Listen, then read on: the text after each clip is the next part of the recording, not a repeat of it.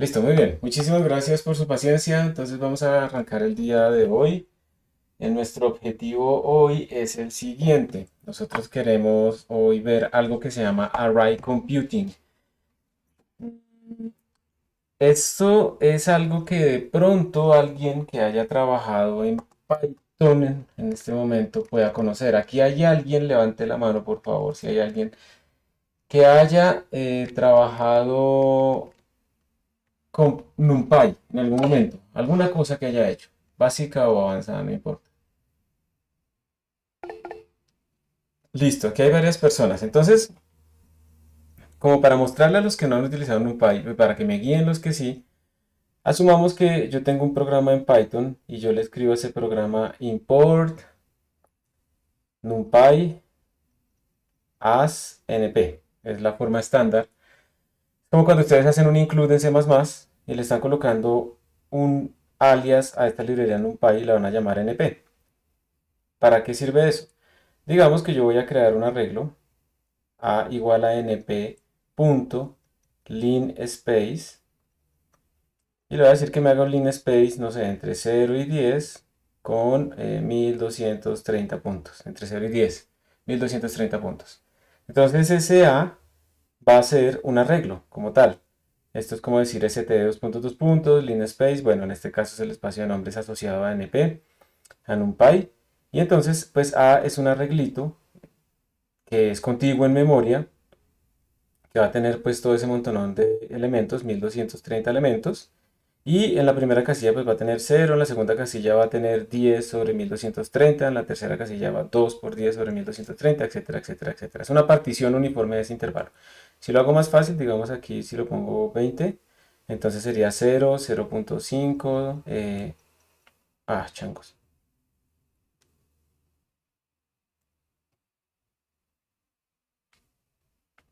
1.0, 1.5 y así sucesivamente. Entonces esta es una forma de declarar un arreglo. Por favor, consideren que estos arreglos también los vamos a ver como de C++, son cosas contiguas en memoria, entonces vamos a quedarnos ahorita pensando como que si esto fuera también un std vector, ¿qué pasaría? Ahora yo voy a declarar otro arreglo B, lo voy a declarar también de alguna manera, va a tener exactamente el mismo tamaño, va a hacer algo, va a tener otros números y entonces B, digamos que es igual y ese man va a tener otros valores, va a tener 2, 3, 4, 5, va a tener eso. Entonces aquí viene la clave. Cuando yo escribo C igual a A más B, por favor piensen primero, nosotros aquí, digamos en el curso que estamos en C++, piensen qué significa coger ustedes un arreglo, ¿sí? Y sumárselo a otro arreglo. O sea, nosotros no hemos hecho eso hasta ahora. Eso como que es algo raro, ¿sí? Ese tipo de cosas. Coger un arreglo, un vector, y sumárselo a otro vector. O sea, eso tendrá sentido, algo pasará. Eso no lo hemos hecho hasta ahora, no sabemos. Podríamos hacer un programa y ver. Realmente vamos a ver que eso no compila, porque esa aritmética no está definida. Pero para los que saben de NumPy, ¿esto qué les va a producir? ¿Les produce un número? ¿Les produce otro arreglo? ¿Qué les produce?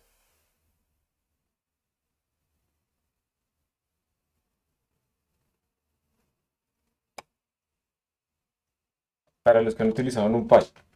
Ayúdenos.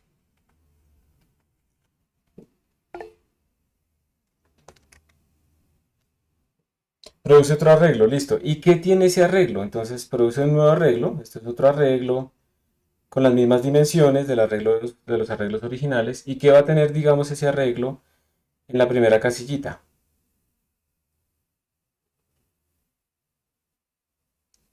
¿Qué va a tener en la segunda casillita? ¿Mm? Listo, Pablo José, listo. Otro arreglo. Pero entonces de nuevo les pregunto, ¿qué va a tener en la primera casillita?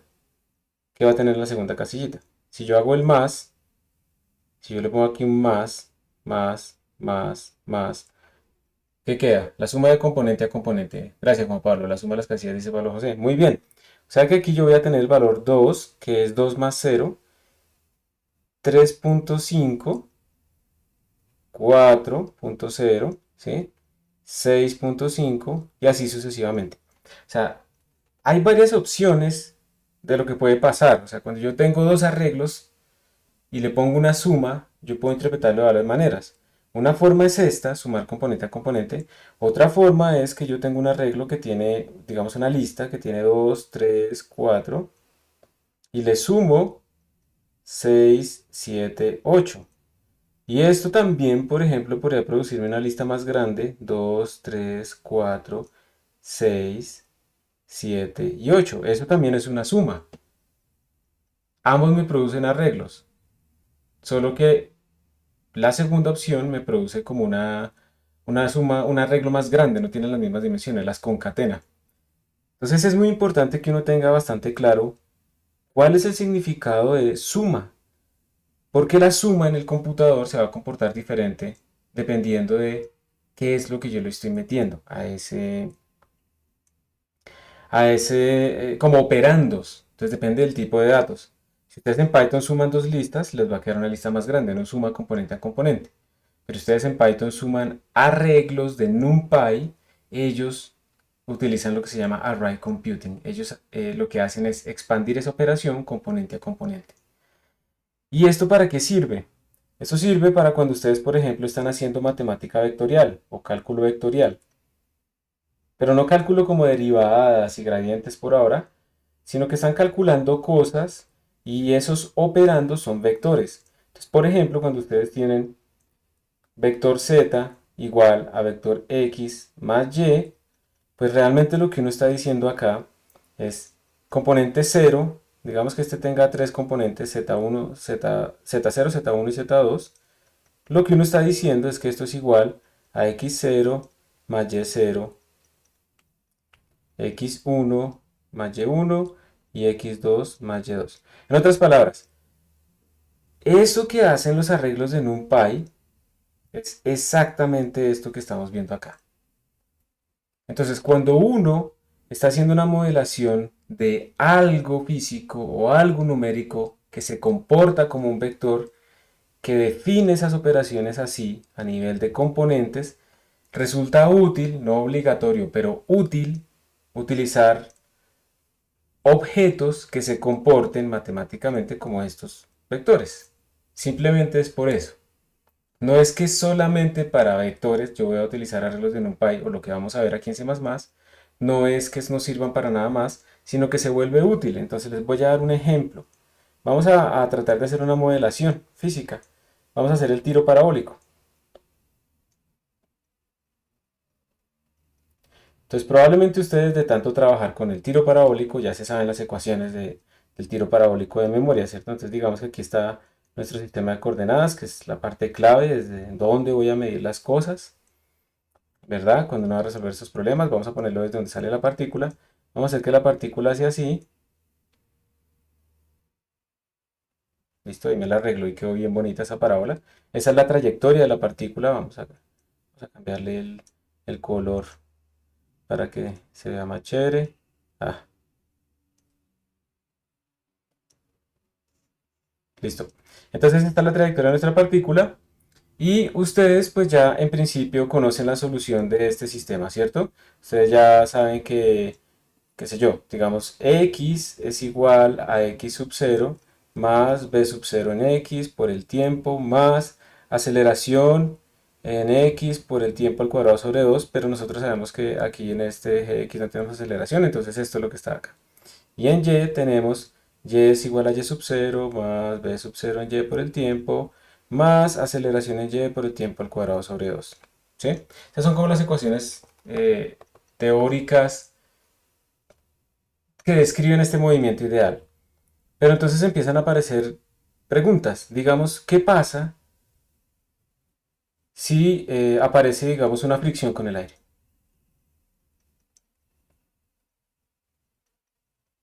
O sea, si nuestro modelo ya no es tan ideal, porque este movimiento parabólico está asumiendo que no hay aire, está asumiendo que el objeto es puntual. O sea, todos estos modelos tienen suposiciones. La física lo que hace es tratar de encontrar el modelo más general posible, que escriba la mayor cantidad de fenómenos de la naturaleza posibles, ojalá idealmente con el menor número de suposiciones posibles. Pero uno cuando va a modelar la naturaleza, pues tiene que empezar desde las cosas más simplificadas. Entonces este movimiento parabólico está bastante bien si uno lo hace, digamos, no en distancias grandes, no en alturas grandes, porque por ejemplo aquí también se está asumiendo que esta aceleración es constante.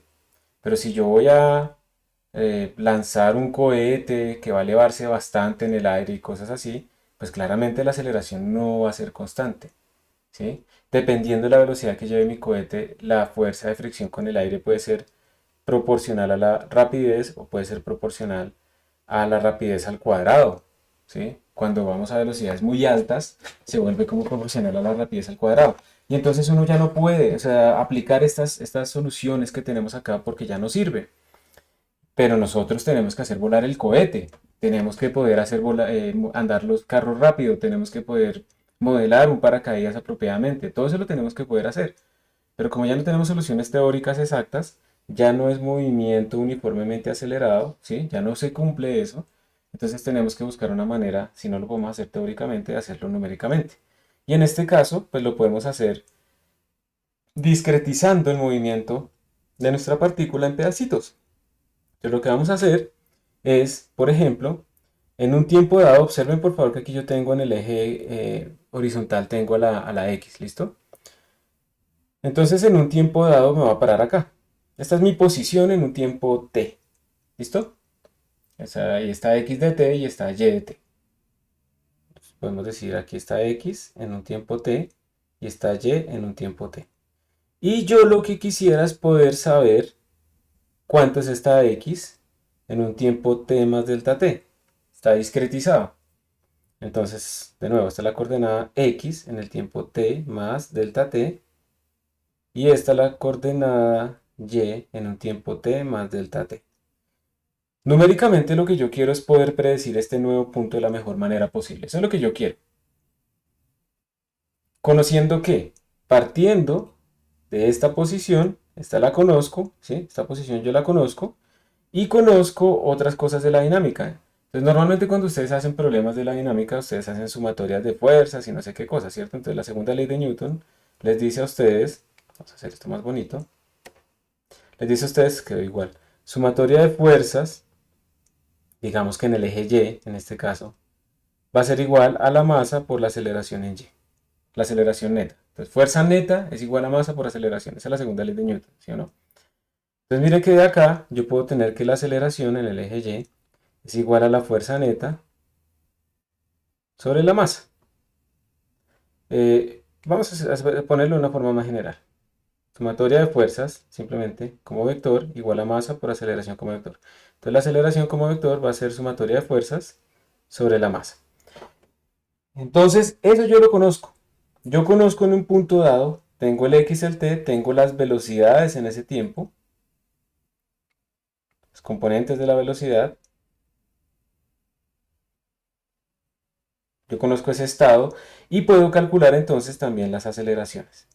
Entonces la pregunta es, ¿será que con esa información yo puedo predecir el siguiente punto en un tiempo relativamente cercano?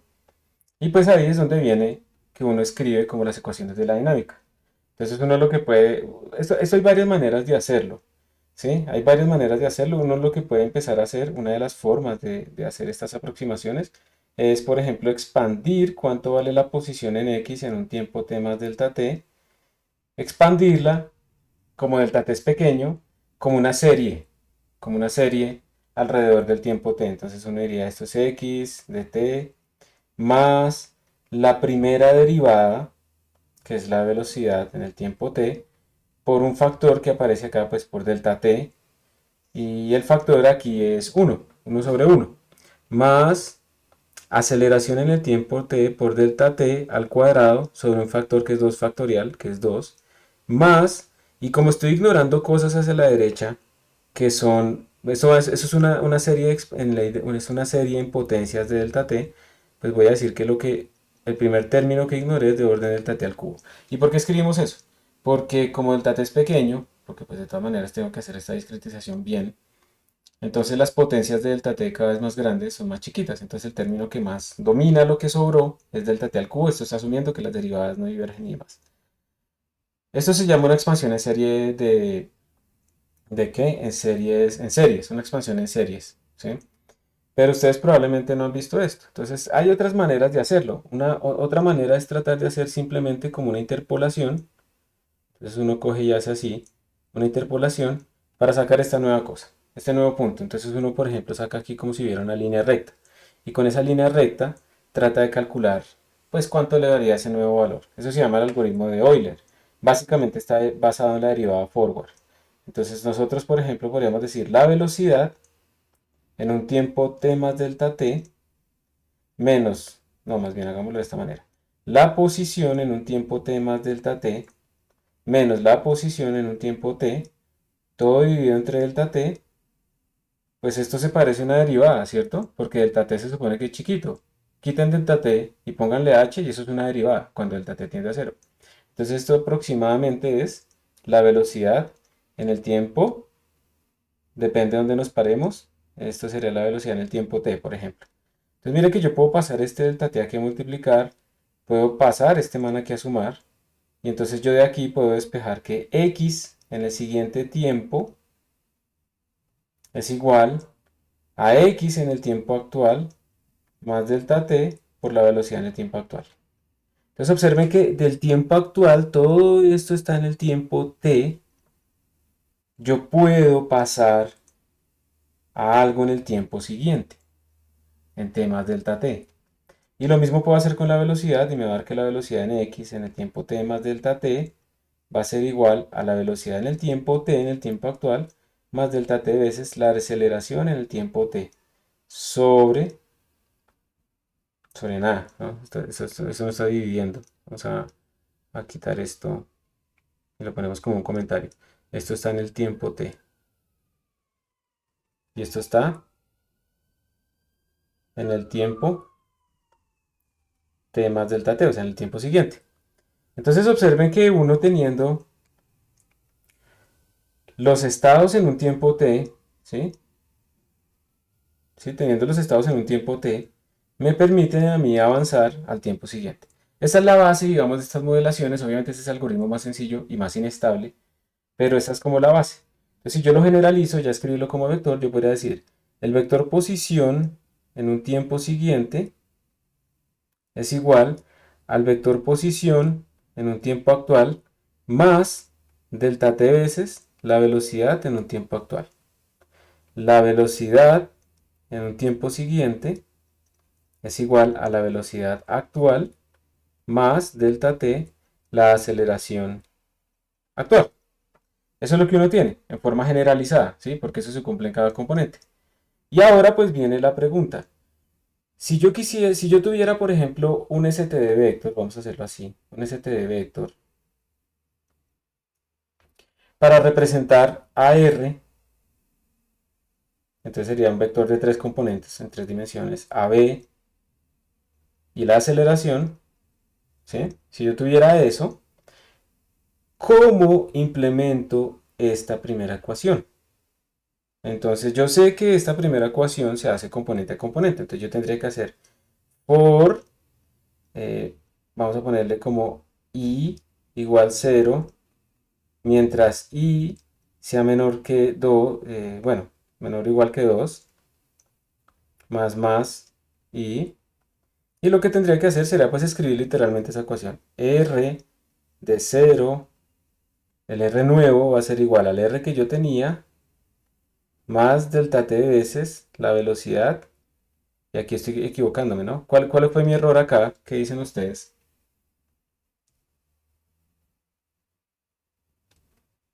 Componente X es 0, la componente Y es 1, la componente Z es 2.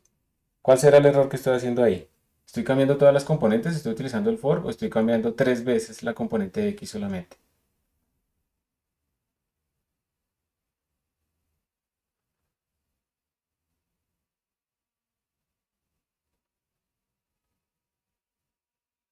Primera componente porque desaparece el cero, o sea, no hay como cuando cambia el for, no hay manera de que cambie la posición ahí abajo porque solamente está en la posición cero. Muy bien. O sea, aquí me faltó fue ponerle el índice. Sí, señor. Entonces, esta es una forma, gracias. Esta es una forma en la que yo puedo traducir esa ecuación que tengo allá arriba para que opere pues por componente a componente. Y está bien. ¿Listo? Lo que sucede es que en C++ existen cosas análogas a estas de NumPy que habíamos mostrado al inicio, que nos permite simplificar estos problemas mucho. Se llaman val arrays. Entonces yo lo que puedo hacer es declarar un val array R de 3, B de 3, A de 3. Y aquí es donde viene la magia. Esta ecuación en val arrays se escribiría así. R igual a R más delta T por B. Porque los val arrays también hacen la sumatoria componente a componente, las operaciones componente a componente. Falta un asterisco, ¿no? Entonces no es que sean mejores necesariamente, sino que nos permiten a nosotros simplificar este tipo de situaciones. Tener, por ejemplo, cálculo vectorial, pero va más allá, tiene muchas más cosas. Pero en este caso particular simplificaría muchísimo nuestro programa y le permite al compilador que programe por nosotros. El compilador al final pues va a tener que escribir ese mismo loop, ¿sí? Componente a componente, pero para nosotros es bastante claro, digamos, cómo podemos identificar este modelo matemático con el modelo físico, este modelo computacional con el modelo físico. Entonces esta es una de las utilidades de los val arrays. Están en el estándar, funcionan. Yo no sé por qué lo quieren quitar realmente, que porque hay otras librerías que lo implementan y demás, pero está en el estándar, entonces lo vamos a utilizar. Cuando tengamos estos problemas en donde estamos manejando vectores, o sea, ojo porque, de nuevo, nosotros hemos venido hablando de arrays o vectores o vectors como si fueran lo mismo, pero aquí yo literalmente me estoy refiriendo a los vectores matemáticos. Entonces, cuando tengamos este tipo de problemas donde hay vectores matemáticos, lo más fácil es utilizar val array. Pero el val array tiene otras cosas. El val array permite utilizar máscaras, que también las personas que han utilizado NumPy probablemente han utilizado máscaras. Entonces imagínense que yo tengo un val array, que lo voy a llamar B, que tiene estos valores. 0, 1, menos 2, 3, 7, menos 1. ¿Listo? Y supongan que yo quiero preguntarle a este val array cuáles son los valores. ¿Sí? La pregunta es, ¿cuáles son los valores que tiene el val array menores o iguales a 1? Por ejemplo, yo quiero preguntarle eso. Y que digamos que en este caso él me debería a mí votar qué valores. Me debería votar el 0, el 1 y el menos 1. ¿Sí o no? Debería extraerlos. Entonces tengo dos opciones. Hacer un for y empezar a comparar y guardar en otro array. ¡Ay! El menos 2. Sí, señor. Gracias. Digamos que los voy a poner en orden como están. Gracias. Y el menos 2 y el menos 1. Entonces yo podría ponerme a hacer un for para recorrerlo, verificar la condición e ir guardando, ¿cierto? En principio no sé cuántos son, entonces tendría que hacer un pushback, etc.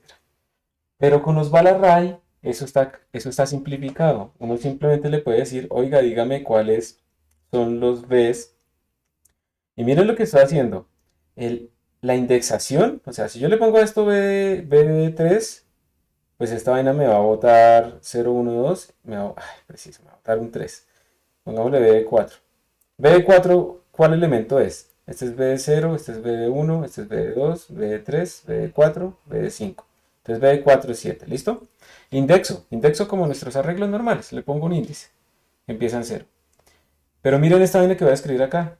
Le voy a decir, el índice va a ser todos los Bs que sean menores o iguales a 1. O sea, yo pongo la condición ahí. Entonces él lo que va a hacer es va a mirar, y de hecho voy a hacer otra cosa. Vamos a cambiar el estilo a esto y le vamos a poner negro, ¿sí? Entonces mire lo que va a hacer esto. Esta vaina lo que va a hacer es ir a buscar cuáles elementos cumplen esta condición. Si miramos elemento a elemento, pues vamos a mirar cada uno de ellos. ¿El 0 es menor que 1? Sí, entonces le voy a poner true. ¿El 1 es menor o igual que 1? Sí, entonces le voy a poner true. ¿El menos 2 es menor o igual que uno? Sí, entonces le voy a poner true. ¿El 3 es menor o igual que uno? No, entonces le voy a poner false. ¿El 7 es menor o igual que uno? No, entonces le voy a poner false. ¿Y el menos uno es menor o igual que uno? Sí, entonces le voy a poner true. Y me va a extraer todos los elementos donde está true. Entonces, esta cosa me va a generar un nuevo arreglo que va a contener 0, 1, menos 2, menos uno. Así, automáticamente, de una, sin tener que hacer absolutamente nada más. Entonces es bastante sencillo de utilizar. Y no es tanto como que esté mal utilizar force o algo así. Simplemente es una herramienta que nos permite simplificar este tipo de cálculos, pues así, de esta manera sencilla. Y uno finalmente también pues, puede hacer cosas que se llaman, por ejemplo, slices, que también se ha utilizado ¿en qué? En NumPy, en donde uno puede, por ejemplo, colocarle b que vaya desde 0 hasta 3 en pasos de a 2. Entonces uno le dice el inicio, esto es el start, uno le dice el final, este es el end, y uno le puede decir el incremento. ¿Ok? Y entonces esto lo que extraería sería el índice 0, o sea, esto de acá adentro produce índices, entonces produciría el 0, el 2 y hasta ahí llegó. Y solamente me extraería entonces este de índice 0 y este de índice 2. Y pues esos índices pueden saltar de a 3 en 3, lo que ustedes quieran. No es, la indexación no es tan potente como la de NumPy, pero pues tiene estas partes básicas que son las más comunes que se utilizan. Entonces la idea es, de nuevo, que ustedes todo esto lo pueden hacer con arreglos, ¿sí? O sea, todo lo pueden hacer con std vector.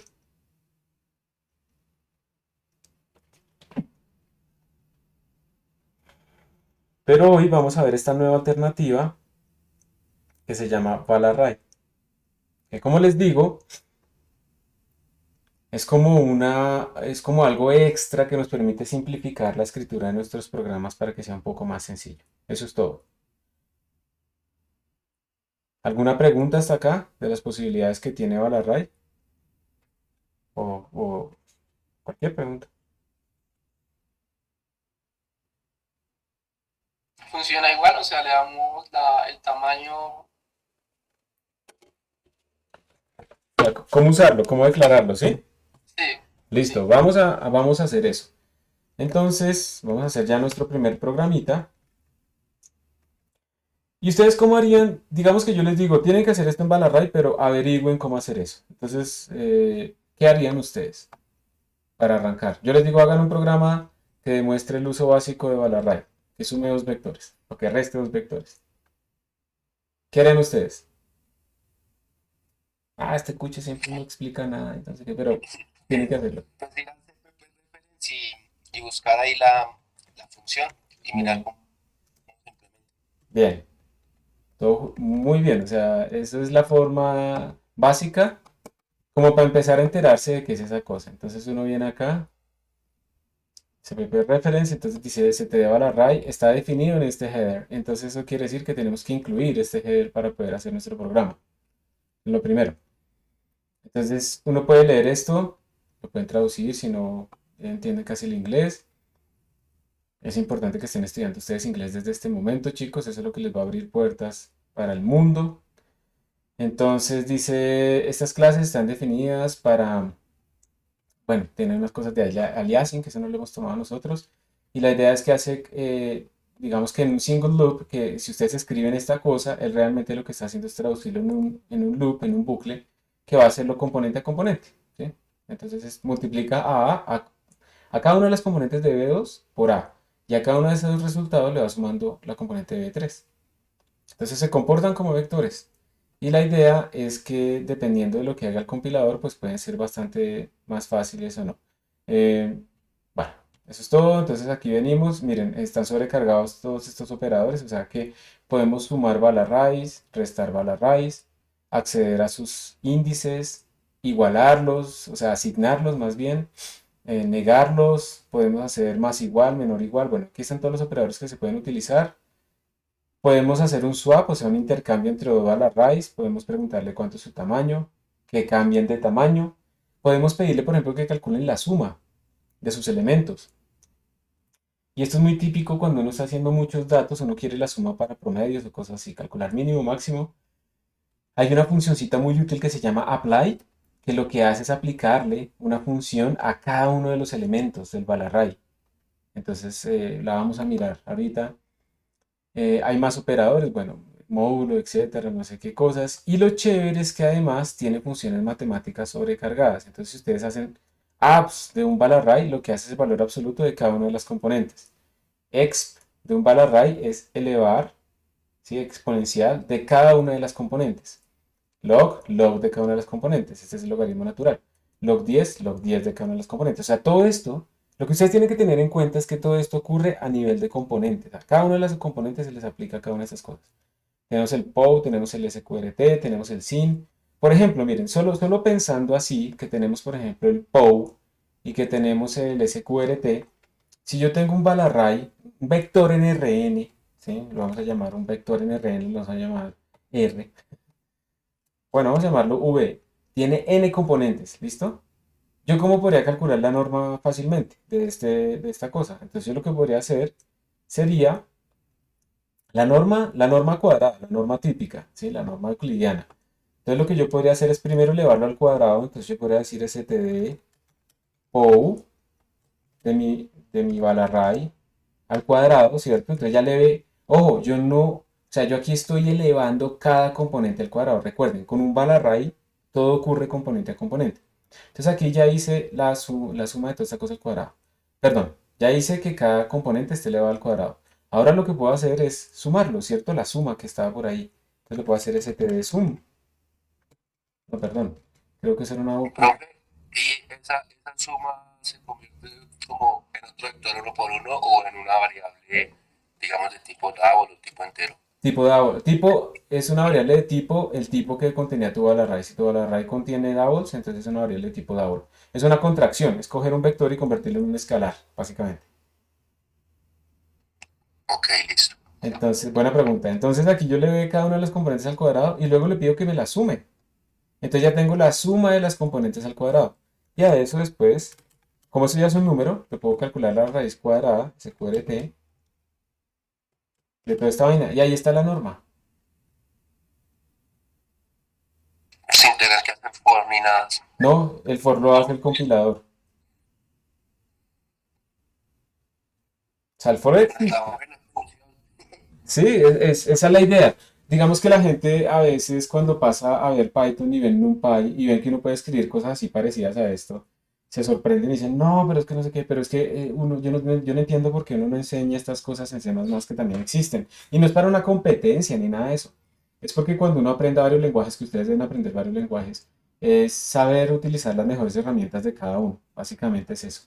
Entonces, esto sería así de sencillo. Claramente el código que escribe el compilador pues es mucho más complejo, pero es siempre mejor que el compilador sea el que escriba las cosas y no uno.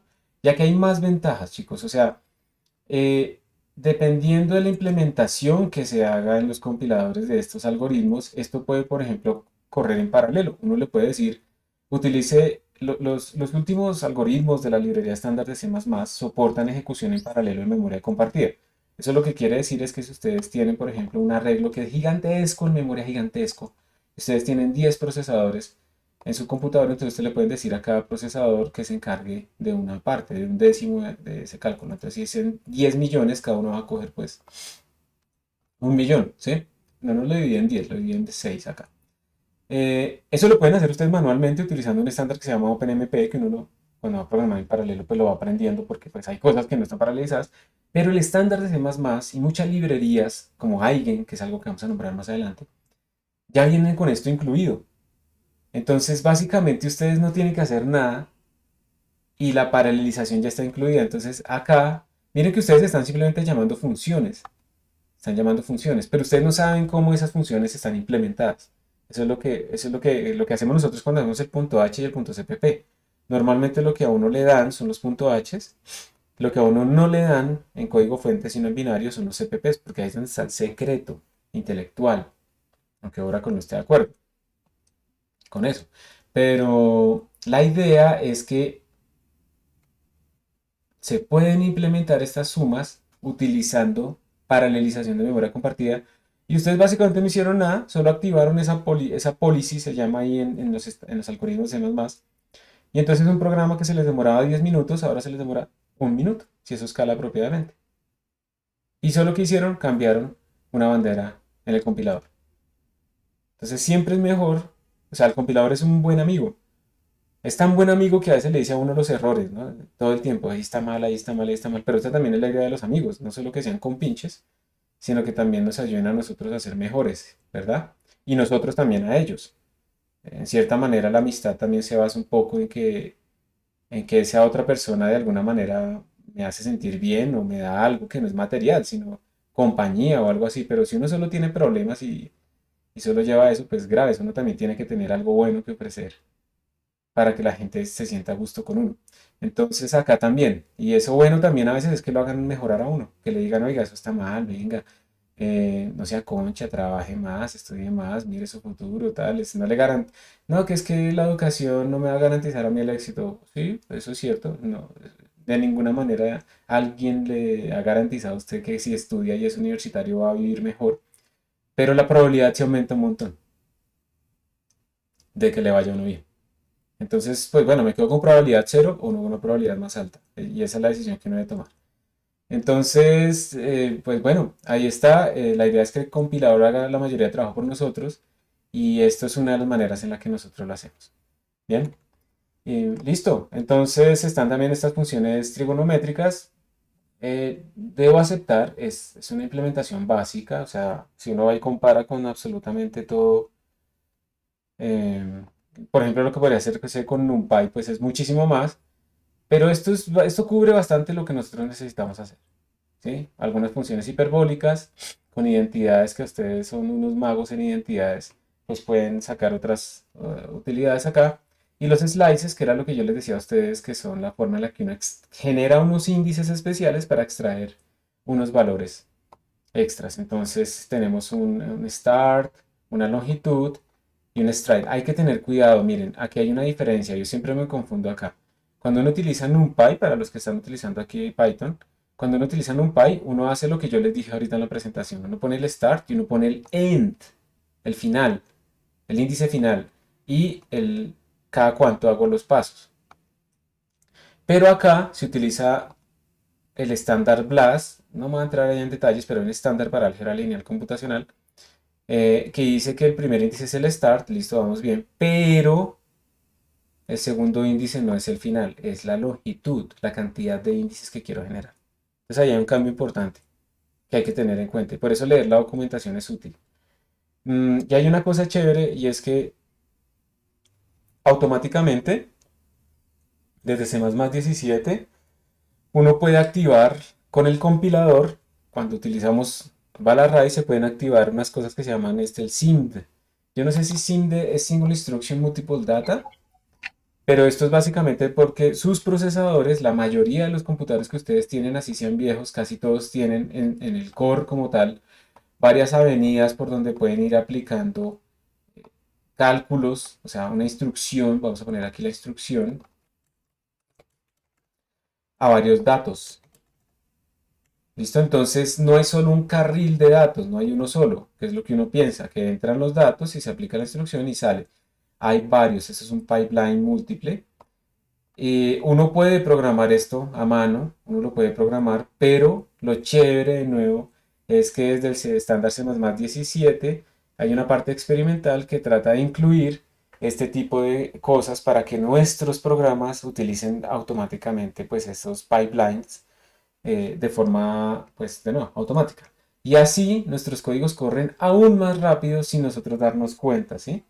Entonces, esto es muy moderno, yo no lo he utilizado realmente en este momento, pero pues ahí está. O sea, la idea es que pueden ustedes beneficiarse de, pues, algo bastante, bastante útil. Entonces, hagamos un programita de una vez, pero yo lo voy a hacer primero sencillito, ¿listo? Y les voy a mostrar a ustedes en cppinsights.io qué es lo que hace el compilador cuando nosotros le escribimos estas cosas. Entonces voy a copiar acá y le voy a poner aquí return 0 y cierro. Y esto es para que ustedes sean agradecidos con el compilador. ¿Listo? Aquí está el C++17. Entonces, miren, aquí lo único que se está haciendo en este punto, vamos a ver cuánto indenta acá. Aquí lo único que estamos haciendo en este punto es declarando un val array que tiene estas componentes. ¿Sí? Eso es lo único que estamos haciendo nosotros. Vamos a ver, vamos a hacer lo siguiente, vamos a hacer una operación, std, no mentiras, vamos a poner double suma igual a este val array punto sum, y después, pues supuestamente vamos a imprimir la suma. Programita muy sencillito que solamente suma y ya está. Vamos a ver qué es lo que crea el compilador por nosotros en este código tan sencillo. Ok, entonces miren lo que hizo el compilador. Lo primero es que él está pues declarando un val array con una lista, bueno, hay de enteros, eso no lo vamos a poner. Luego lo que está haciendo es que suma, le está haciendo un casting para que se vuelva un double de este b.sum. Ah, pero yo quería ver más. Y después está imprimiendo. ¿No será que le puedo poner que me ponga más? Yo quiero ver más detalles. Voy a meter una cosa que no debería. Compiler Explorer, porque yo no sé hablar assembler, pero vamos a ver.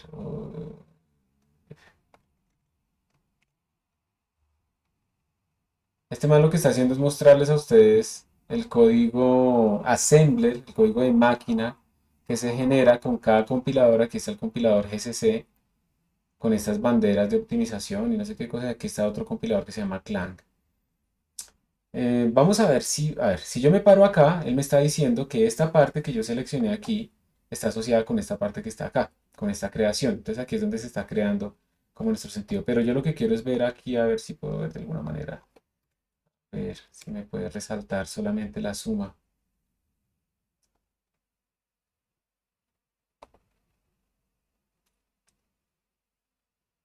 No, no la puedo ver. Seguramente aquí está. eh, Paso esta línea.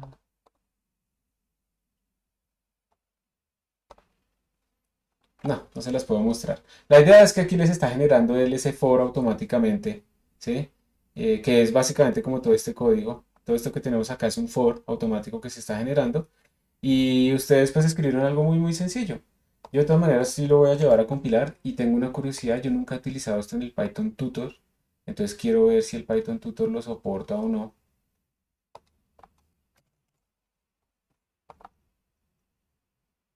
Vamos a ver si sí lo soporta o no lo soporta. Ah, sí lo soporta. Entonces, miren, un var array, miren que se parece como un vector. ¿Se acuerdan que el vector tenía como unas variables internas que las principales eran tamaño y un arreglo primitivo internamente? Entonces, si empezamos a hacer el next, aquí se declara, entonces él dice, mi tamaño es 10 y este es mi arreglo primitivo, ¿sí? Este es mi arreglo primitivo que contiene estos elementos. Observen también, por favor, que un var array está en el heap. ¿Alguien recuerda cuál es la ventaja de que esté en el heap y no en el stack? Que el heap es dinámico. Heap es dinámico. ¿Y eso qué implica? Que pues se puede cambiar el valor, el tamaño, sin estar, digamos, tan preocupados que se vaya a generar uno, como, sí, como una sobrecarga o que se llene toda la memoria del stack. Exacto, muy bien. O sea, tenemos más tamaño para asignar. Entonces eso es bueno. Luego se hace la suma. Tan, ahí está 55. Terminamos, ¿sí? Entonces es un código muy muy sencillo. Y finalmente quiero ver aquí en GDB Online. Pues esto es de C++17, lo voy a soportar sin problema. Entonces aquí lo voy a seleccionar C++17. Le voy a dar Run. Ah, pero no está haciendo el debugger, entonces no dice nada. Le voy a dar Debug. Está compilándolo. Listo, voy a poner un breakpoint acá. Le voy a dar Start. Voy a correr esto para acá. Y entonces de nuevo, mire que nos está saliendo más o menos lo mismo. Tenemos un var array que se llama v y una variable suma acá. Y si yo le doy next, step over, pues allá aparece mi Balarray. Miren que lo bueno es que aquí, bueno, lo malo es que acá no podemos ver nuestro Balarray, ¿cierto? Vemos que hay un puntero asociado. A ver si puedo agrandar esto más. Un puntero asociado y cuántos datos hay, pero no vemos los datos, ¿no? Bueno, listo. Hay algunos que visualizan, otros que no visualizan apropiadamente. Aquí nos sirve más el Python Tutor. Ok, entonces voy a copiar este código para que ustedes lo tengan. Primer código sencillito. Y lo último, bueno, yo también quería mostrarles. Lo último también es que uno le puede pedir como ¿a quién? A ChatGPT, ¿cierto? Que me haga un programa de ejemplo de Balarray y me lo explique. O a Fint, es el que estoy utilizando últimamente. Entonces yo vengo aquí a Fint, le digo, please show me a C++ program using val array and explain it. Vamos a ver este man que dice.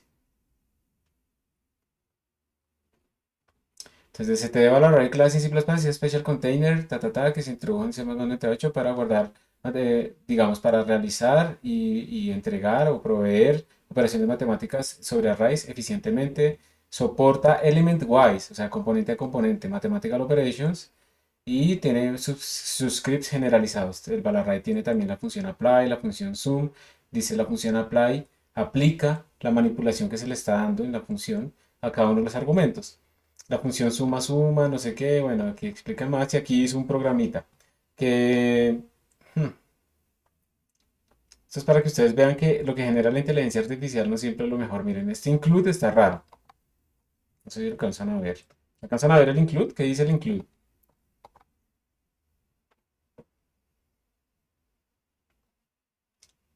¿Habían visto este include alguna vez?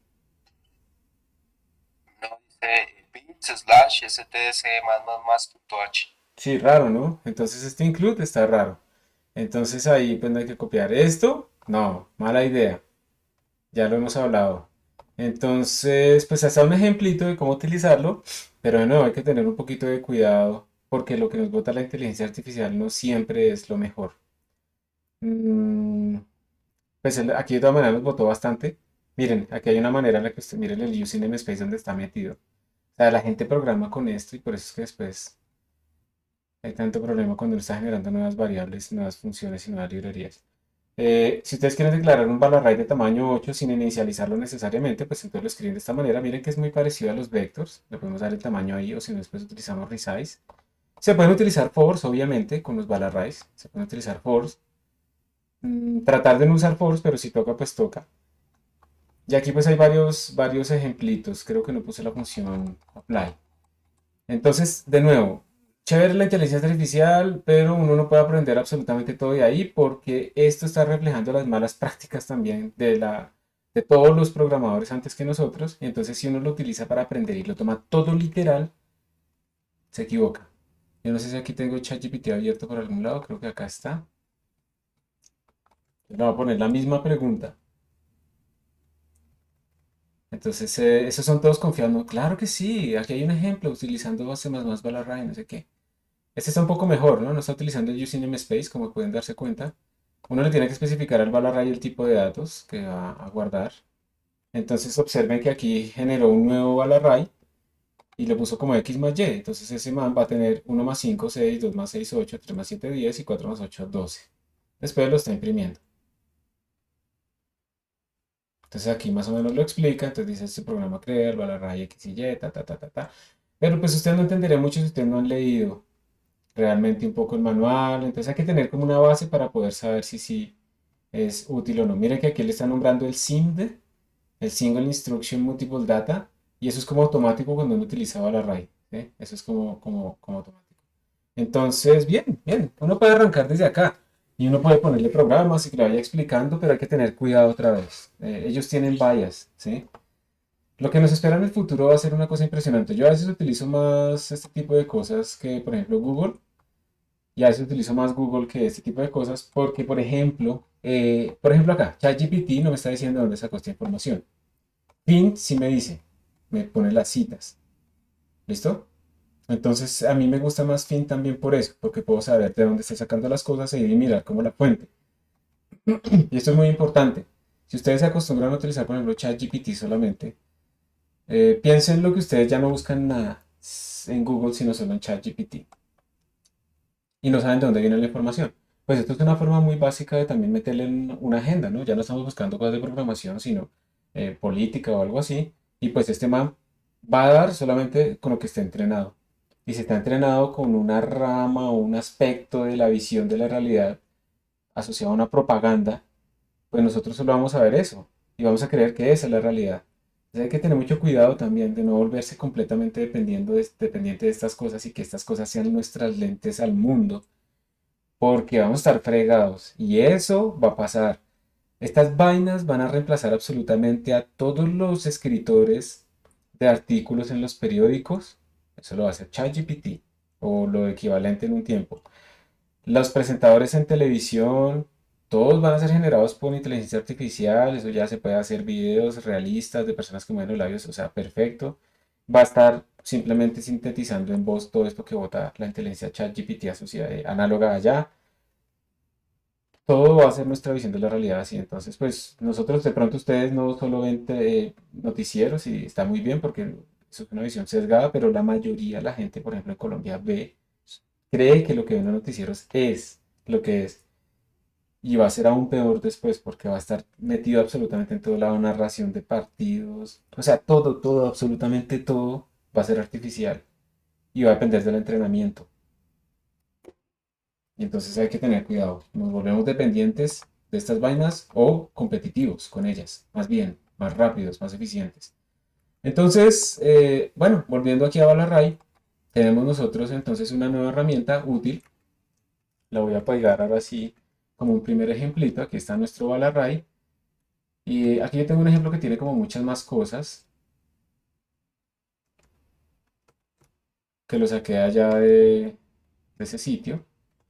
Pero voy a crear uno más sencillo. Entonces esto es CPP. Esto lo vamos a exportar. Codes. Le vamos a llamar simple val array.cpp. Y le voy a pegar esto. No. Esto lo voy a pegar acá.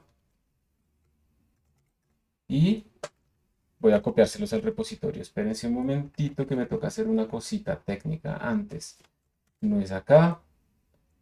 Voy a crear una carpeta para el día de hoy. Y esa carpetica le vamos a poner val array. Voy a entrar ahí. Listo. Le voy a preguntar la ruta exacta porque eso sí me toca hacerlo para ese sistema que tengo acá implementado. Ok. Ya les vuelvo a ocultar toda esta vaina.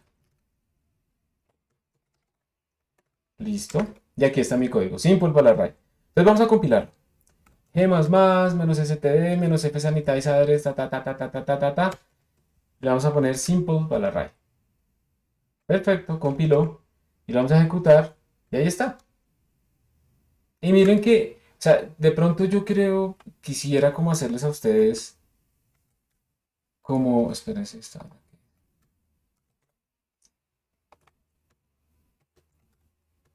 quisiera como hacerles un énfasis, chicos, en esto. Y es esta cosa. Toca arreglar la configuración.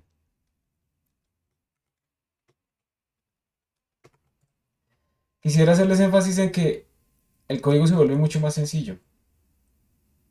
Simplemente porque, digamos que en el principio podemos pensar lo que es porque tenemos menos líneas. Pero además, si nosotros optimizáramos, estos códigos van a ser bastante rápidos. Entonces, pues hagamos ahora otro ejemplito. Digamos, quisiéramos calcular, hacerle una transformación a estos elementos. Quisiéramos aplicarle, por ejemplo, que cada elemento se multiplique por 2, por 3, por lo que sea. Entonces vamos a hacer un ejercicio, lo van a hacer ustedes, y es cómo harían, ¿sí? Ejercicio. Vamos a ponerlo acá, exercise.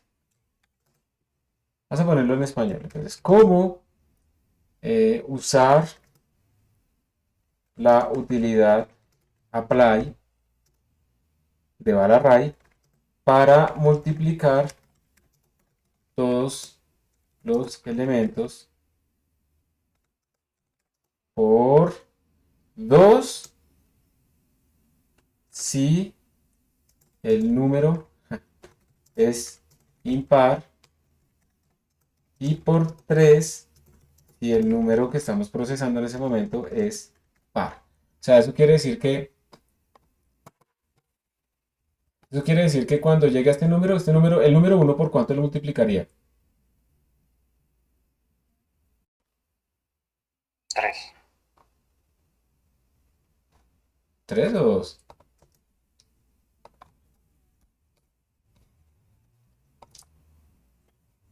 Se multiplica por Por 2 2. si es impar y por 3 si es par. Entonces el número uno, ¿por cuánto debería ser multiplicado? Por 2. Por 2. El número 2 por 3. El número 3 por 2. El número 4 por 3. Y así sucesivamente. No quiero que hagan ustedes por. Quiero que cojan esta vaina, vayan y busquen cómo se utiliza apply, le preguntan a find, lo que sea, y hacen ese complemento. Y luego sí se imprime la suma, por ejemplo. Se deja igual. O sea, aquí solamente tiene que haber como una línea. Entonces ese va a ser su ejercicio en este momento. ¿Queda claro qué es lo que tiene que hacer?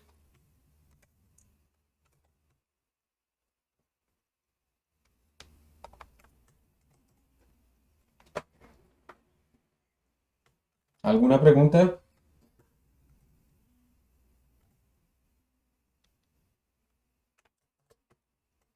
El apply es la función, ¿cierto? Si hay una funcioncita ahí apply, venga, les voy a poner si quieren el link de la documentación que lo tenemos por acá, me parece. Es esta.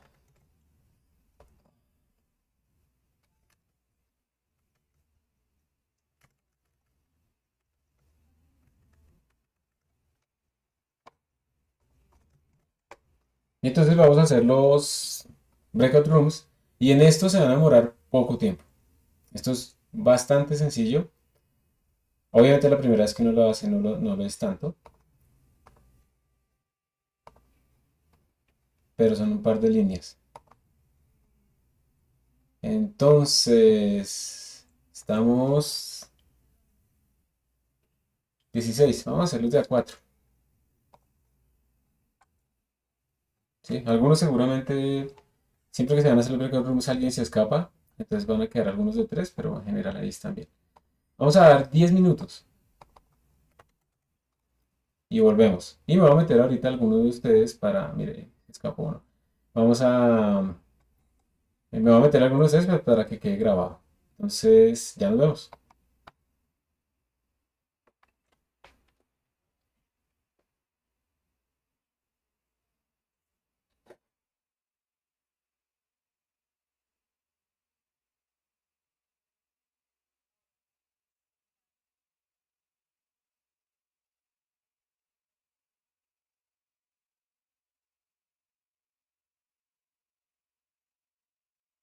Pablo José y Sebastián tienen que aceptar la invitación al Breakout Room, por favor.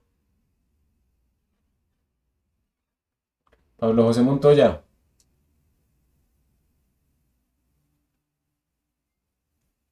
Listo, gracias. Super.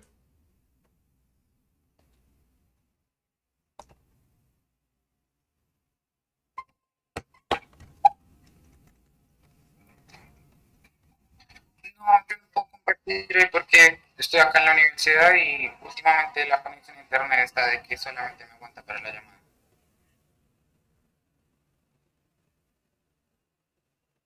Entonces, pues, no sé si alguno otro pueda compartir o pues, si quieren yo comparto, ya estoy acá abriendo. Si puede compartir, está bien. Listo. Viendo la verdad. Vale, ya estoy acá abriendo entonces. Chicos, yo entré aquí para que queden ustedes grabados. Igual si también tienen preguntas, pues las pueden hacer, pero los dejo que trabajen solos unos 3 minutos, ¿listo? Vale.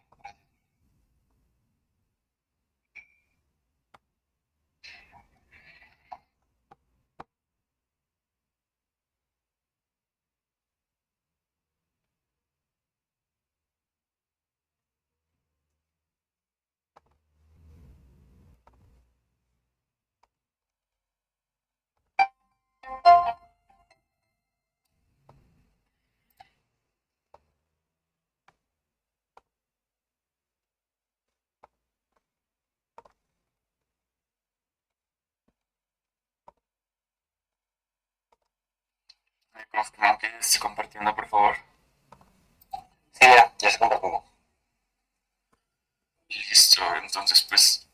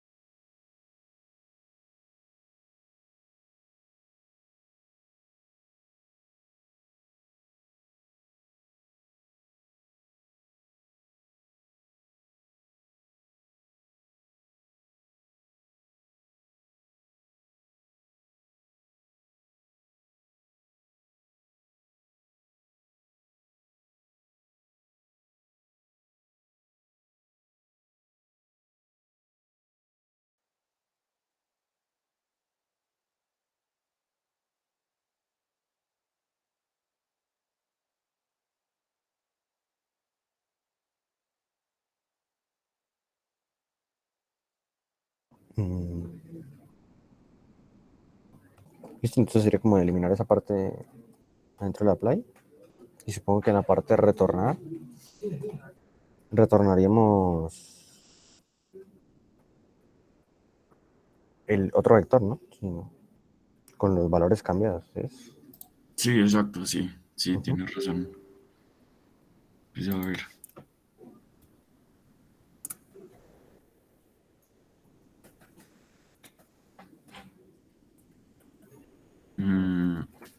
Pues si quiere más bien entonces diseñemos primero La función.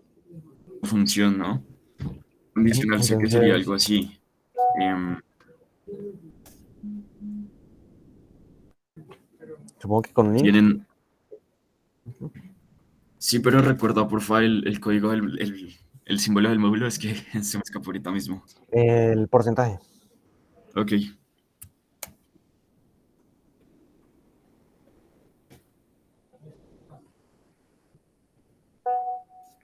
N porcentaje 2. oh, pues, espere, a ver, sí, ya. Sería no es cero, ¿no? Sí, diferente de cero. O si es cero. No, pues podríamos hacerlo entonces primero para los pares. ¿Sí o qué? Sí, Si sí. n módulo Los n pares. dividido en 2 es cero, multiplicar n por 3.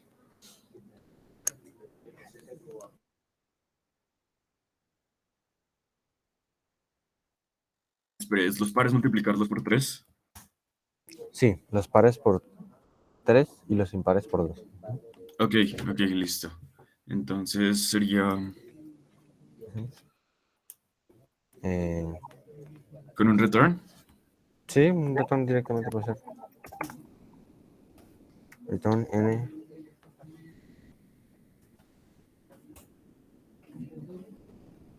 y un else se plantea. O algo así. Ujú.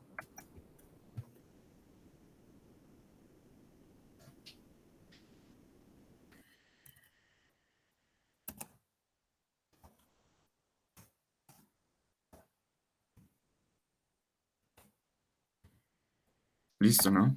Así sería básicamente el condicional. Pero bueno, listo. Entonces ahora creo que ahí en la parte del n, porque el n tiene que ser cada uno de los valores del vector, ¿no? Entonces, Ajá. ¿cómo hacemos que pase eso? Que pase por cada uno Mm, de ellos. Pues, ¿se acuerda cómo evaluó el profesor que... Con un for, creo que era. No, ahí no nos tocaría trayéndolo por referencia desde el vector. Sí, podría ser así. Ok, ¿cómo?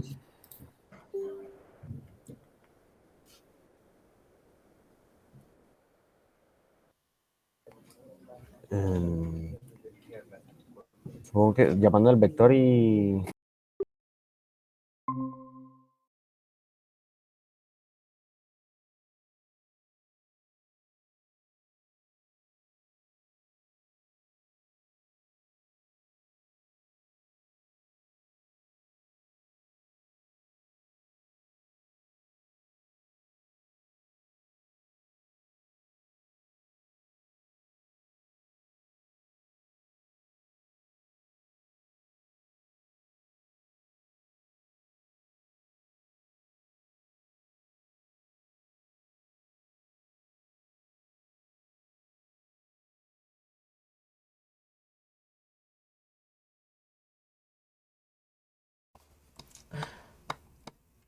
Listo, chicos, ¿cómo les fue? ¿Me están escuchando?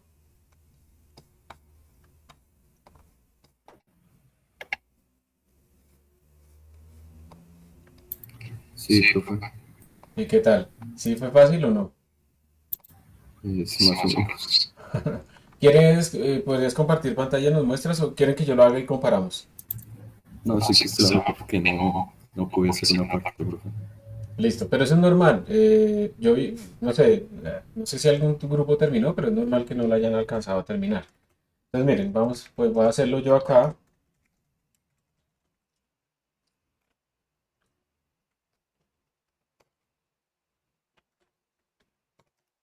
Code, sí, lo voy a llamar Balarray Apply. .cpp. Va a ser este mismo código. Voy a copiarlo.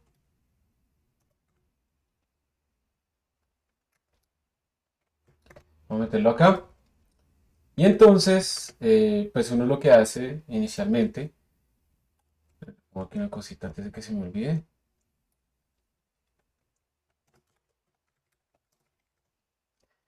lo que hago es ir a la documentación, por ejemplo, primera cosa, y ver la función apply y copiar y pegar, ¿cierto? Entonces aquí hay una cosa que dice v.apply y entonces es este animal tan raro que está aquí dentro de estos paréntesis. ¿Qué es eso? ¿Alguien recuerda esa vaina qué es?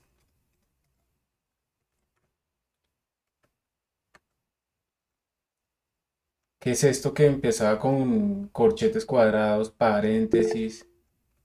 Alguien dijo. Profe, eso es una función lambda, ¿no? Una función lambda, muy bien, una función en línea.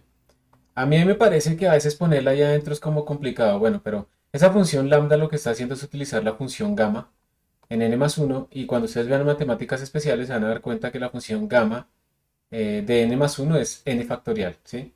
Entonces lo que podríamos hacer aquí es quitarle esta parte y ponerle aquí return, a ver, pongámosle 2 por n. ¿Esto estaría bien o estaría mal?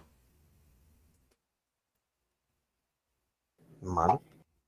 Mal, ¿cierto? Porque no está aplicando que es 2 cuando el número es impar y 3 cuando el número es par. Entonces, bueno, por si acaso quiero contarles que nosotros no vimos esto en las funciones gamma. Aquí se le está indicando qué es lo que debe retornar, ¿sí? Como el tipo de datos, pero esto no es obligatorio. Nosotros hemos visto las funciones gamma así. ¿Listo? Por si acaso. Entonces lo que podemos hacer aquí, pues como esto es una función, pues podemos hacer if. ¿Y cómo es que yo sé si un número es par? ¿Cómo es que es esa vaina? Con el módulo.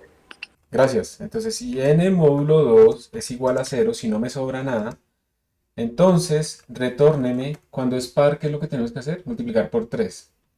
Retórneme 3. Else,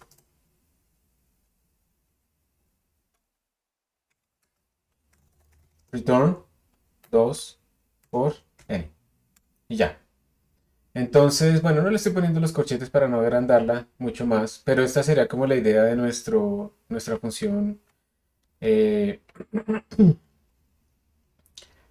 lambda, que haría lo que está pidiéndose acá. Y pues como para estar seguros nosotros deberíamos como de pronto imprimir que imprimamos al menos los dos primeros elementos. Entonces b de 0, imprimir un espacio, b de 1 y aquí pues uno también podría utilizar un apply pero con impresión, ¿sí o no? Entonces, porque miren, imagínense no ponerse a hacer así esto, b de 2, bla bla bla bla, bla, o hacer un for. Entonces, pues aprovechemos esta vaina y pongámosle b.apply. Veamos a ver si funciona, la verdad no estoy seguro de que funcione. Entonces, esta es mi función lambda que va a tener ahí adentro. Y lo que yo haría sería ponerle el argumento, que es precisamente el número n, y aquí le que pondría lo que yo quiero que haga, que sería std cout n y que me ponga un espacio. Vamos a ver si esta vaina funciona. Y me ahorro esta cosa acá. Entonces ahí lo estoy imprimiendo y me faltaría imprimir un carácter de nueva línea, después de haberlos impreso a todos. Vamos a ver. Entonces, listo, ya terminamos. Disculpen con esa vaina, me toca. Vamos a ponerle disable a ver si funciona.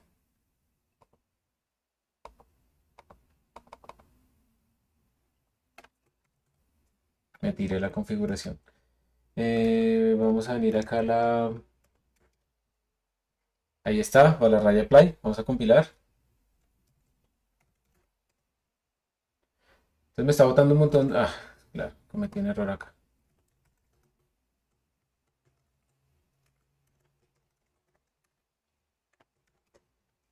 Dice no matching member for function for call apply.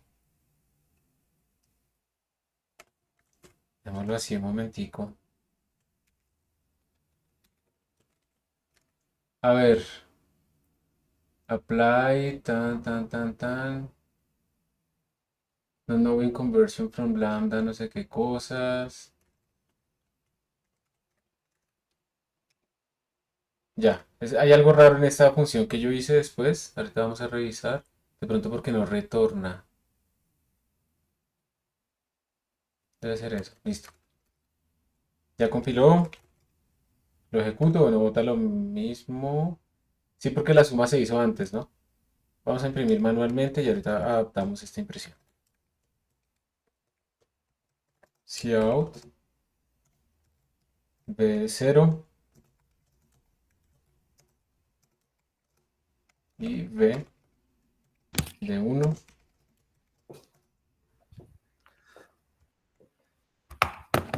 Listo.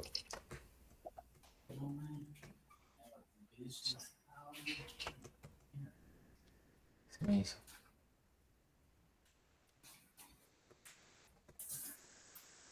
Compilo, corro y ahí están, miren. El primer elemento quedó convertido en 2 y el segundo elemento quedó convertido en 6. ¿Sí? Eso sería, digamos, lo que está haciendo ahí. Yo quiero ver, a ver si de pronto el CPP Insights nos muestra algo de qué está pasando en esta transformación y si no, pues no, nos quedamos con las ganas de verlo. Vamos a ver. Ahí está, miren.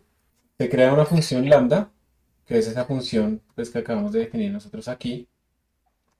Y después lo que él hace es crear una clase toda rara, miren, que es un puntero a función, después un operator paréntesis, no, eso es una cosa muy rara, ¿no? Después crea otro funtor que llama esa función lambda y luego lo que hace es aplicar ese funtor ahí. O sea, realmente miren todo el código que realmente yo tampoco lo entiendo claramente. Bueno, esto está creando aquí una nueva clase que es la función lambda y no sé qué cosas y se la aplica. Entonces, o sea, el compilador hace mucho por nosotros. Nosotros estamos escribiendo nuestro código así. Yo personalmente, yo pienso que sería preferible escribir la función lambda por fuera. ¿Sí? Yo creo que quedaría mucho más claro si uno la escribe por fuera. Porque me parece que escribirla ahí como metida entre unos paréntesis como que hace que sea difícil de entender. Entonces aquí la voy a hacer igual. Tan, tan, tan, tan, tan, tan, tan. Y pongo este paréntesis aquí.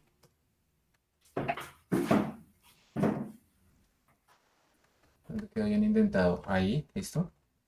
Y entonces cuando yo le diga al apply, yo simplemente le escribo pues esto. Le escribo f lambda. Yo no sé a ustedes qué les parezca. A mí me parece, a mí personalmente me parece que es más claro así. Que poner la función aquí dentro de paréntesis. Pero ustedes lo pueden hacer como ustedes quieran, ¿listo? Va a dar exactamente lo mismo. Yo sí prefiero escribirla como por fuera, ¿está bien? Eso es todo. Entonces la función apply, ahí creo que un micrófono por ahí abierto de alguien. Acá. Listo.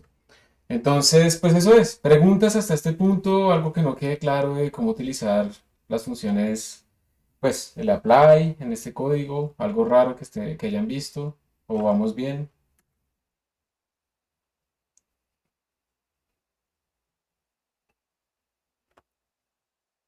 ¿Todo bien? Ok.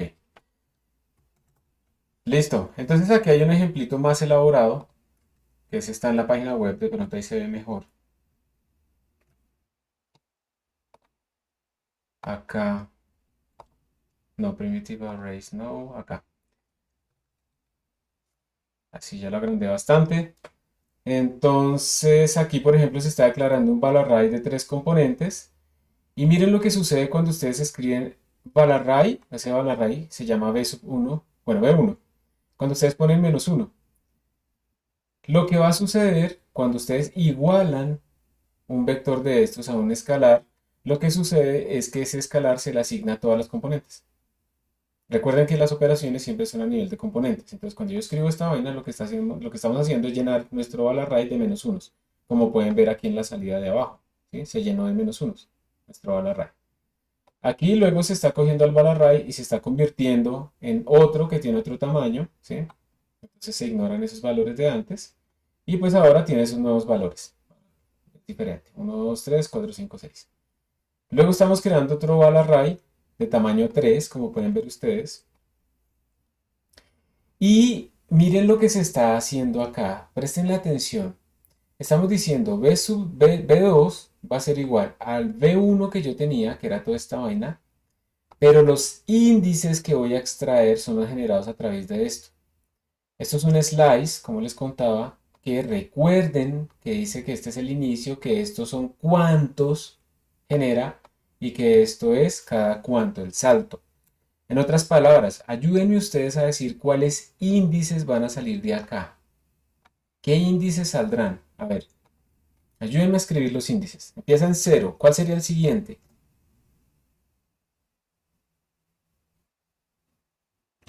2. 2. ¿Cuál sería el siguiente?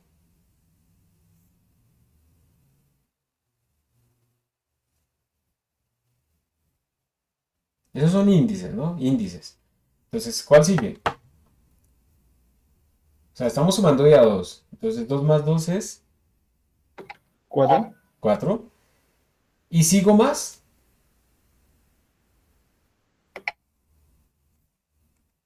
¿Está bien poner aquí el 6? Porque 2 por 3 da 6.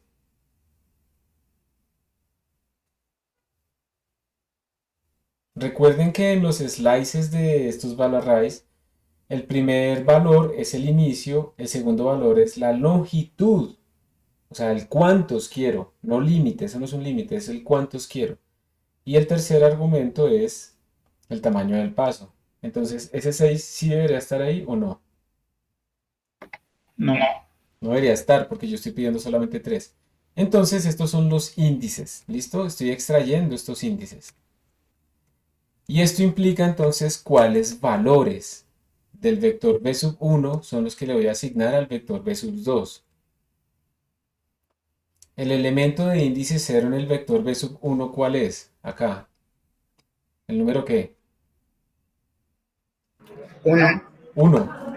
El elemento de índice 2 en el vector b sub 1, ¿cuánto es?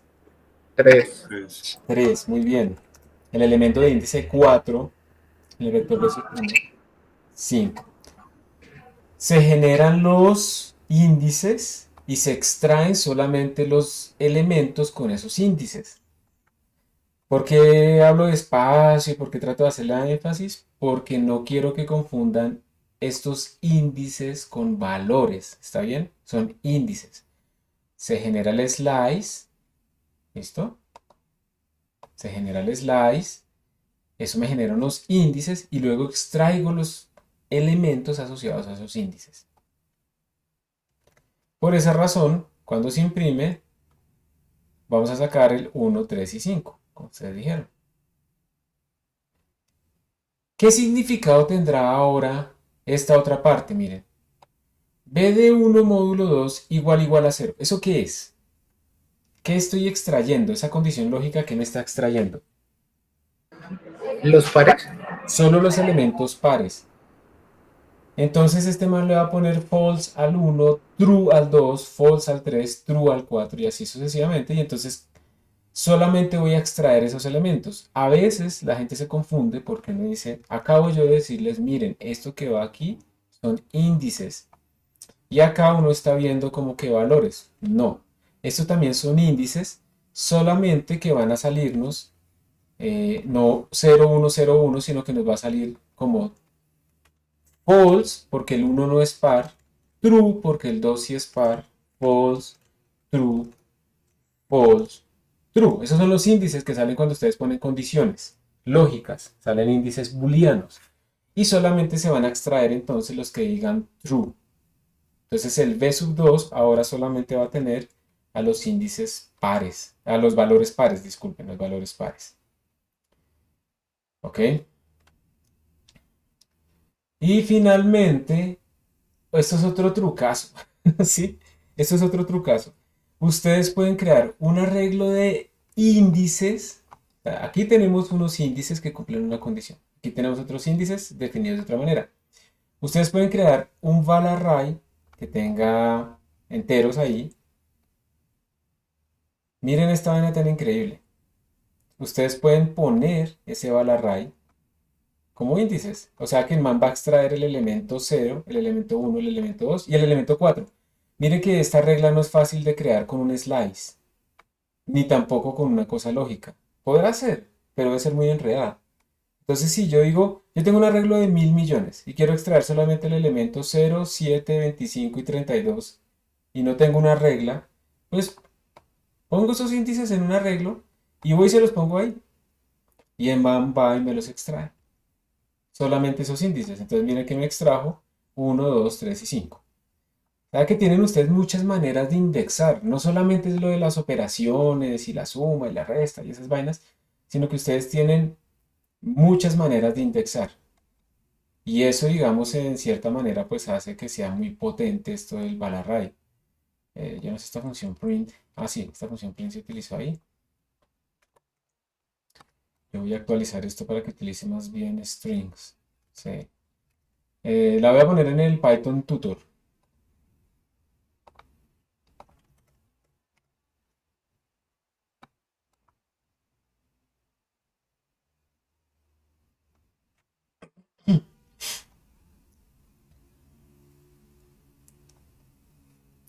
Entonces ahí están nuestros B1, B2 y DX. Vamos a arrancar. Ya acaba de crear a B1. Esta es la línea verde, esta es la que ya se ejecutó. La línea roja es la que vamos a ejecutar. Entonces miren que B1 se inicializó en 000, tiene tamaño 3, 000. Vamos a ejecutar esta inicialización. Le damos next y ahora quedó lleno de menos unos. Efectivamente, digamos que ahí yo creo que no hay duda. Cuando ustedes igualan en un val array a un número, pues entonces se llena todo el val array con esos números. Luego se imprime la información. Bueno, ahí estamos llamando la función. Tan, y terminó. Listo. Ahora vamos a decirle a B1, oiga, yo ya no quiero que usted tenga solo menos uno y mida tamaño 3, sino que tenga estos números. Entonces internamente, pues él va a descartar la memoria, va a pedir otra nueva memoria, todo se lo va a hacer automáticamente y ya. Para nosotros es muy sencillo. Le asignamos ahora, miren que como que el vector se movió, ¿se acuerdan? Miren, lo tenemos acá. Esto, digamos, yo creo que el Python Tutor trata de ilustrar es que ustedes están aquí en un bloque de memoria que tiene una dirección y cuando ustedes hicieron esta asignación, ese bloque de memoria original se descartó y ahora se creó un nuevo bloque de memoria que tiene este tamaño. Entonces ahora pues se va a imprimir. Vamos a pasar rápido. Entonces ahí se está imprimiendo, y ya volvimos. Listo. Vamos a crear el val array 2. Se inicializa en ceros, parece que eso está garantizado. Y ahora vamos a pedir este slice. Entonces observen por favor que aquí pues se extrajeron solamente estos valores que hemos dicho, el 1, 3 y el 5, porque este slice generó esos índices. Primera forma de indexar. Vamos a imprimirlo, bla, bla, bla, bla, bla. Listo. Y ahora vamos a hacer la indexación, pero con las variables booleanas. Entonces, ahí está, la indexación con variables booleanas. Volvemos a imprimirlo. Y pues como ustedes pueden ver, esto realmente es bastante útil. O sea, uno puede realmente como utilizar las cosas que quiera. Para indexar lo podemos hacer con condiciones lógicas, lo podemos hacer con slices, lo podemos hacer con índices manualmente escritos y todo esto va a funcionar sin ningún problema. Entonces realmente pues digamos que espero que los esté convenciendo de que Valarray es una herramienta bastante sencilla, ¿sí? De utilizar. Mm,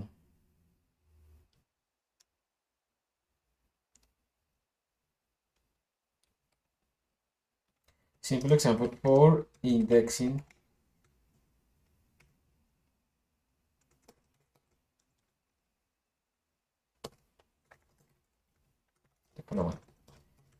Entonces, bueno, ese es nuestro val array. Volvemos acá. Es muy potente, muy sencillo de utilizar. Y como les decía, pues estamos aquí. Esto que se pone acá, esto se llama máscaras. Pregunta para los que han utilizado NumPy en Python. ¿Han utilizado máscaras alguna vez o no?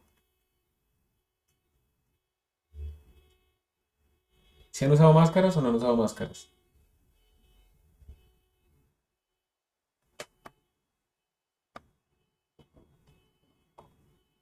Chicos, ¿sí o no? Sí, listo. Entonces, pues ya saben que las máscaras son como condiciones lógicas que uno está colocando acá. Entonces, aquí pues también nosotros tenemos máscaras. Esto fue una máscara, una condición lógica que queda true, false, false, true, etcétera. Aquí hay más ejemplos. Por ejemplo, quiero que me extraiga solo... Miren, ¿esto qué quiere decir? Esto quiere decir, todos los elementos que sean mayores que 5, a esos asignenles el valor menos 1. No a todo el mundo, solo a los que sean mayores que 5. Entonces, si ustedes arrancan con este arreglo, 0, 1, 2, 3, 4, 5, hasta 9, y ustedes le aplican esta condición, le dicen data, en donde data sea mayor que 5, póngale igual a menos 1, pues van a ustedes a coger todos los elementos, 6, 7, 8 y 9, y esos van a quedar iguales a menos 1. Nosotros habíamos pensado hacer en esto, o sea, con el ejercicio que nos puso, como pues no hallamos la forma, pero era como la idea de que buscara los impares y los multiplicara por 3 y después por 2. Y pues a los O sea, una buena idea. O sea, una cosa podría ser uno haber hecho data, tal que data módulo 2 igual a 0. Esos son los pares, ¿cierto? Sí.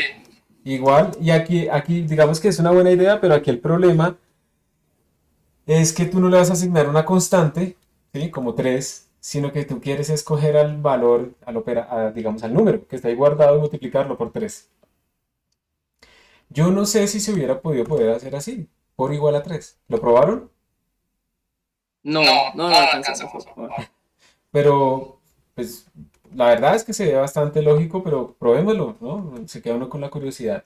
Veamos a ver si esa sería una buena alternativa. Me parece buena idea.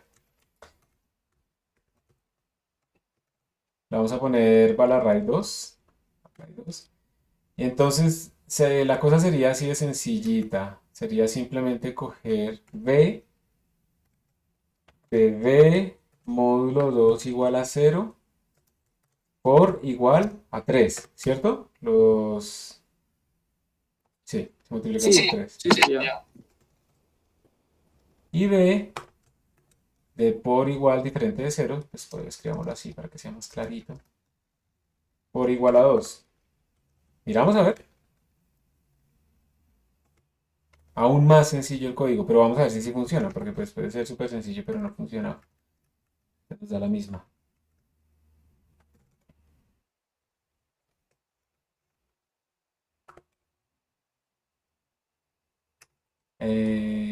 No, ya no necesito este lambda, ¿verdad? Ya eso no existe. No podemos, lastimosamente. Mira, me está diciendo que no hay un overload por igual. Entonces no podemos. ¿Ok? Listo. Sí, igual. Pues era puro. Pero es una buena intentar. idea. Es una buena idea, es una buena idea. Entonces, lo voy a dejar acá para el futuro. Gracias. Hay que tener cuidado porque no siempre se puede aplicar. Todo depende de si se le enseñó al lenguaje o no a hacer ese tipo de situaciones. Entonces, sí, en este caso no nos funciona. Listo. Aquí está la play otra vez. Se está colocando el ejemplo. Y pues aquí ya vienen unos ejercicios que por ejemplo es crear un programa que calcule el producto punto entre dos vectores que son bala raíz, ¿sí? Y la idea es llenar, digamos, leer el tamaño de la línea de comandos y lo pueden llenar como ustedes quieran. ¿Cómo sería la cosa? O sea, ¿cómo se les ocurre a ustedes que uno podría hacer el producto punto entre dos bala raíz? Imagínense que nosotros arrancamos, tenemos un bala raíz B1 del tamaño N, lo que sea, y ya están llenos de algo, y un B2 del tamaño N. Yo quiero el producto punto tradicional entre esos dos. Utilizando for, pues podemos hacer el for para que haga la suma, ta. Pero con Balarraíz, ¿ustedes cómo se les ocurre que podríamos proceder?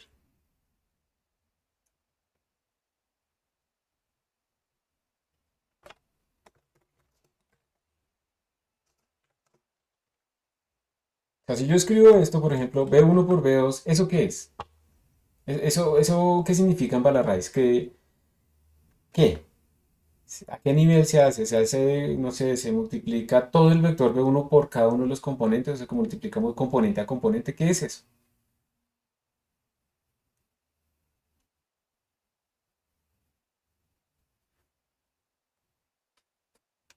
Sería que cada elemento de B1 se multiplica con cada elemento en B2 así en orden.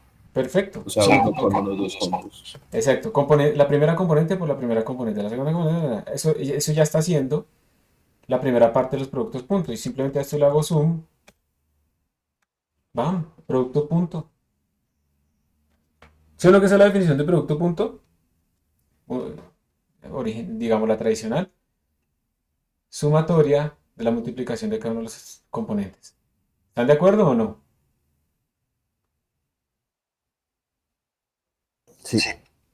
Listo. Ya acabamos ese primer ejercicio. Entonces, la idea es siempre pensar que con estos Balarray las operaciones ocurren así. Obviamente, si estos Balarray no fueran Balarray, sino que fueran vectors, esto no tiene sentido, esto no va a compilar. compilador no sabe cómo compilar vectors, pero sí sabe cómo compilar bal arrays. Ya hicimos el primer ejercicio. Segundo ejercicio dice, ¿is a bal array in the heap or in the stack? ¿Ustedes se acuerdan en dónde fue que nos mostraba el Python tutor dónde estaba? ¿En el heap o en el stack? En el heap. En el heap. Entonces digamos que eso ya está, ya tiene la respuesta ahí. Espera que dice aquí vi un typo. Listo. Después dice, utilizando los operadores sobrecargados, cree un bal array de 1000 puntos entre 0 y 2pi, luego calcule el seno de esos números. Entonces, miren lo primero. Un bal array que tiene 1000 puntos que están entre 0 y 2pi. Entonces vamos a dividir el intervalo 0 a 2pi en 1000 puntos. ¿Está bien? El primer punto vale 0, el segundo punto valdría pues 2pi sobre 1000, el tercero va a ser 2 por 2pi sobre 1000, ¿sí? El espaciamiento es 2pi sobre 1000. Luego hay que calcularle el seno. Recuerden que el seno está sobrecargado, entonces es fácil. Seno del bal array le calcula el seno a cada uno de los números. Y luego asigne ese resultado a otro bal array. Entonces supongamos, por ejemplo, vamos a empezar la primera parte. Supongamos que ustedes tienen B1 y ya le hicieron eso que está entre 0 hasta 2pi. Son 1000 valores. Tenemos 1000 valores. Entonces después lo que tienen que hacer es llenarlo. ¿Listo? Así como se les dijo. Luego se le asignar esto a otro vector. Entonces B2 va a ser igual a std sin de B1. Y entonces, ¿qué va a tener B2? Va a tener en cada componente el seno de cada componente de B1. Y después dice, y finalmente imprima solamente los valores que cumplen que el valor absoluto del seno de x es menor o igual a 0.5. Solo imprimir esos. ¿Cómo se escribiría esa última condición?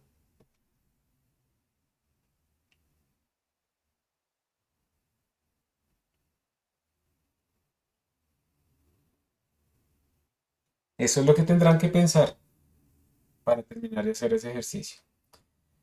Y después pues uno puede graficarlo y verificar efectivamente que si uno grafica los datos que tiene de B sub 1, pues va a tener pues, todos los datos entre 0 y 2pi, Pero si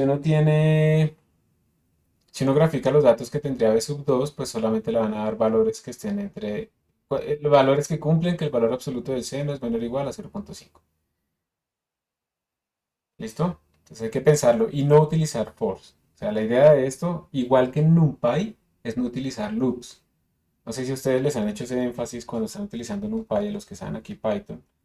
No utilicen loops en lo posible. Si ustedes se ponen a utilizar loops teniendo vectores de NumPy, están perdiendo absolutamente toda la ventaja que podrían ganar allá. Y finalmente, pues está el ejercicio con el que empezamos, que es que si uno discretiza la evolución temporal de un sistema, entonces uno puede convertirlo en esto. Y bueno, yo no les dije allá, pero la ventaja es que si ustedes le ponen solamente que la fuerza es menos mg en dirección vertical, pues esto se simplifica, la aceleración es constante y a ustedes les va a dar el tiro parabólico lo más de bonito. Pero si ustedes ponen, no, es que la fuerza no solamente es menos mg, sino que además hay una fuerza de amortiguamiento con el aire, la meten acá y esto les resuelve la ecuación diferencial, así no se puede hacer de forma cerrada. Así la velocidad vaya al cuadrado o cosas de ese estilo. Así, por ejemplo, la gravedad empieza a cambiar con la altura. Lo pueden meter acá, simplemente está la fuerza neta. Hacen la sumatoria de fuerzas netas en ese instante, la meten acá y ya. Pueden resolver numéricamente la ecuación diferencial. Entonces la idea es utilizar bal arrays para modelar estos vectores, y hacer la gráfica de la solución del sistema. Entonces uno normalmente pues empieza en un tiempo cero y luego lo evoluciona hasta cierto tiempo. Aquí están las condiciones iniciales en t igual 0. Se le da la masa y bueno, esa es la idea, digamos, de lo que puede pasar. Aquí uno puede hacer un montón de cosas, o sea, como lo arbitrario está en la fuerza, uno puede ponerle primero solo fuerza de gravedad, entonces ese movimiento parabólico. Después le puede poner fuerza amortiguada. Entonces primero teníamos, ok, lo voy a hacer aquí en la tableta que se puede escribir mejor.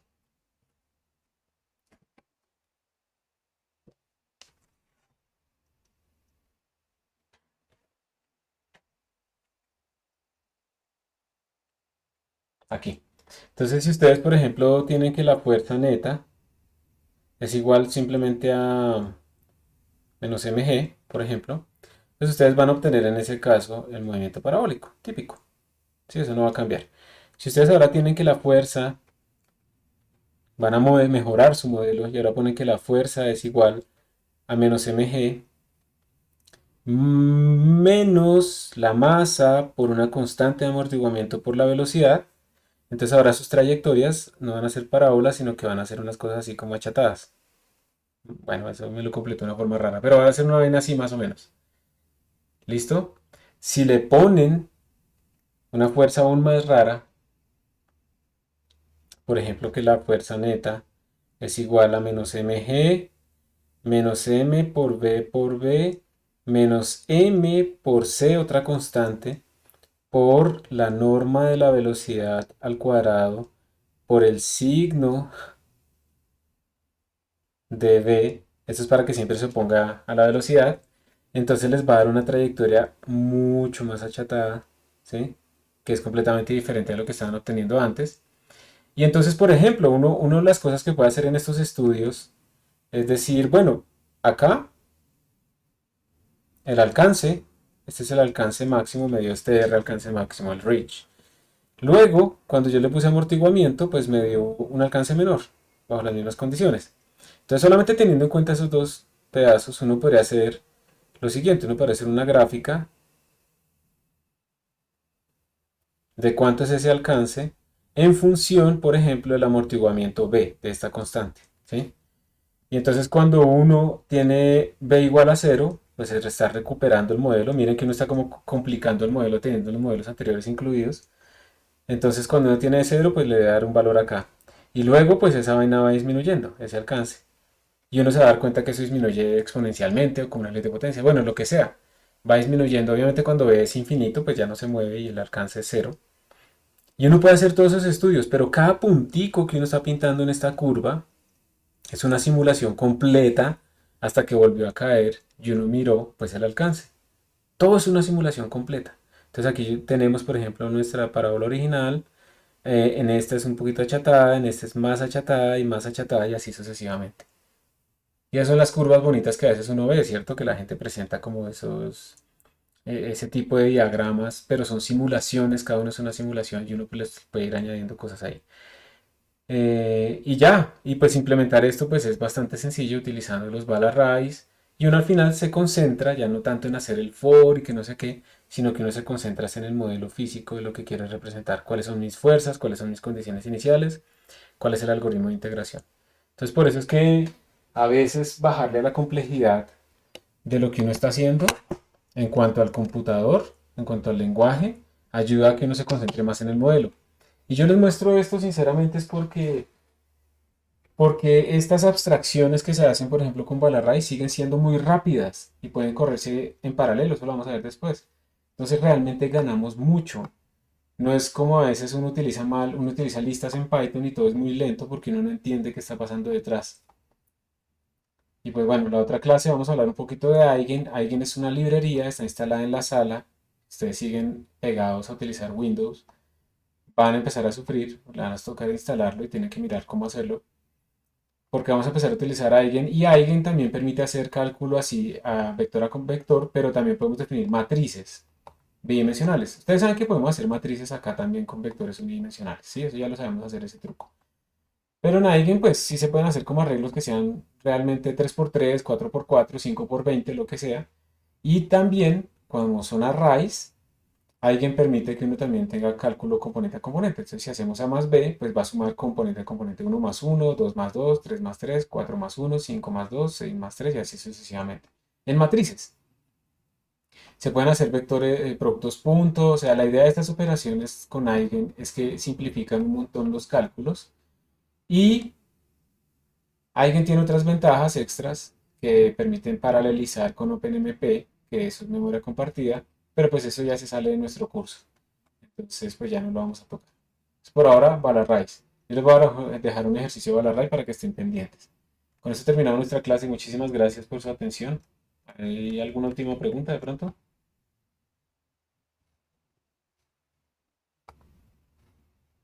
Listo. Entonces paro la grabación. Hasta pronto, que estén muy bien. Muchas gracias, profe. Hasta luego. Será, profe. Feliz día.